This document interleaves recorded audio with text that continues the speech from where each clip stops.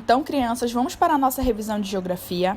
Nessa revisão, nós iremos trabalhar o capítulo 2, Brasil, os aspectos gerais da população, e o capítulo 3, urbanização brasileira.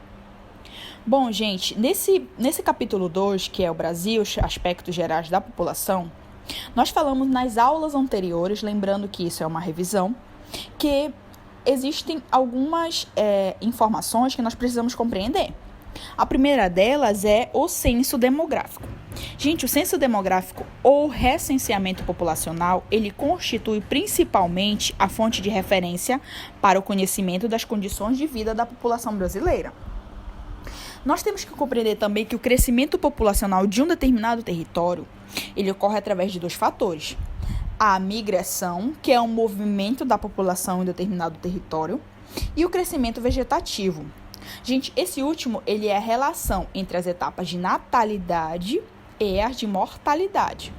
Gente, existe a taxa de fecundidade, que é o número de filhos por mulheres, tá? Na sua idade reprodutiva. Tem a taxa de natalidade, que é o número de nascidos em um ano, tirando aquelas crianças que morrem. E a taxa de mortalidade, que é o número de mortos, ok? Gente, nós temos que compreender que esse processo de urbanização brasileira, tá?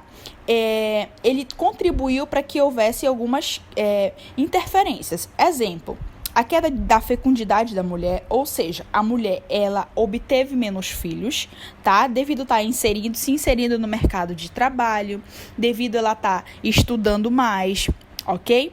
Gente, obteve também o planejamento familiar, certo? A utilização de métodos contraceptivos, exemplos, para o próprio preservativo, certo? O próprio método contraceptivo, ok? E, além do mais, a própria inserção no mercado de trabalho, certo, gente? Tudo isso nós temos que compreender que contribuiu para o processo de urbanização, certo? Além do mais, crianças, temos que compreender que a urbanização brasileira, ela teve o início no século XX, certo? A partir de um processo chamado industrialização, ok? Que funcionou como um dos principais fatores para o deslocamento da população da área rural em direção à área urbana. Então, perceba nessa imagem comigo. Perceba que de um lado nós temos a área rural, e de outro, nós temos a área urbana, que é a cidade. Lembra que nós falamos que teve um processo chamado de êxodo rural, no qual as pessoas passaram a ir da cidade, do campo para a cidade, ok? E esse processo ficou conhecido como êxodo rural. Certo, gente? Tudo isso nós já compreendemos, apenas nós estamos revisando. Bom, gente, perceba comigo que existem algumas etapas produtivas nos setores da economia, ok? Nós temos o setor primário, setor secundário e o setor terciário. Perceba nessa imagem que nós temos o processo primeiro de extrativismo, da extração, ok? Nesse processo é o processo primário. O homem derruba as árvores da floresta, retirando a madeira para a fabricação de imóveis. Segundo, gente, nós temos o setor secundário, tá? Que seria já no processo de prestação de serviço. O homem ele transporta a madeira cortada na floresta para a indústria. Após isso, nós estamos indo para a indústria, no qual o local cuja madeira das árvores cortadas é transformada em móveis. E terceiro, gente, nós temos o setor terciário, que já é a prestação de serviço, no qual o homem ele transporta os móveis fabricados na indústria para as lojas da cidade. E aí, finalizando com o comércio, no qual nós iremos comprar. Ok? Gente, além do mais, nós temos que compreender que o processo de urbanização brasileira, ok? Temos que compreender um conceito chamado de metrópole. Gente, a metrópole nada mais é do que a cidade de maior porte que se caracteriza pelo poder de atração. E ela influencia, gente, ela tem como influencia sobre um expressivo número de cidades do setor do seu entorno, ou seja, ao redor, certo? É o centro mais importante da rede urbana. Por isso, seu nível de influência pode ser caracterizado ou classificado como regional ou nacional. Ok, gente? Além do mais, nós temos que compreender os processos.